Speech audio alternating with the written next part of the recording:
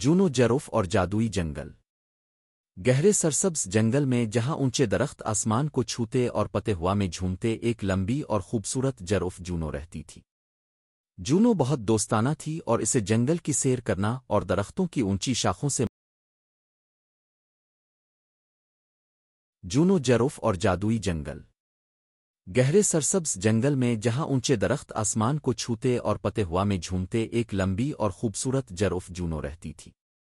جونو بہت دوستانہ تھی اور اسے جنگل کی سیر کرنا اور درختوں کی اونچی شاخوں سے مزیدار پتے کھانا بہت پسند تھا، مگر کبھی کبھار وہ خود کو تنہا محسوس کرتی تھی کیونکہ زیادہ تر جانور اس سے چھوٹے تھے اور وہ ان کے ساتھ چھپن چھپائی نہیں کھیل سکتی تھی۔ ایک دن جونو دریا کے کنارے چہل قدمی کر رہی تھی جب اس نے ایک ننھے طوطے کو بیلوں میں الجھا ہوا دیکھا۔ مدد! میں پھنس گیا ہوں، طوطے نے چیخ کر کہا۔ جونو فوراً اس کی مدد کو پہنچی اور اپنی لمبی گردن سے نرمی سے بیلوں کو الگ کر دیا۔ طوطا، جس کا نام پیکو تھا، خوشی سے آزاد ہو گیا۔ شکریہ جونو، پیکو نے خوش ہو کر کہا۔ تمہاری نیکی کا بدلہ کیسے دوں؟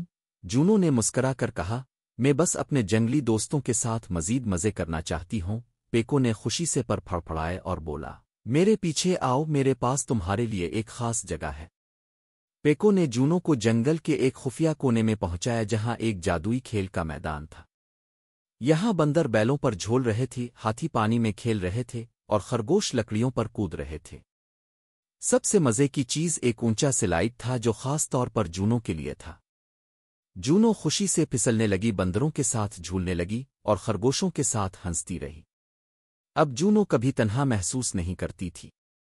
وہ اور اس کے جنگلی دوست ہر روز جادوئی کھیل کے میدان میں ہنستے کھیلتے۔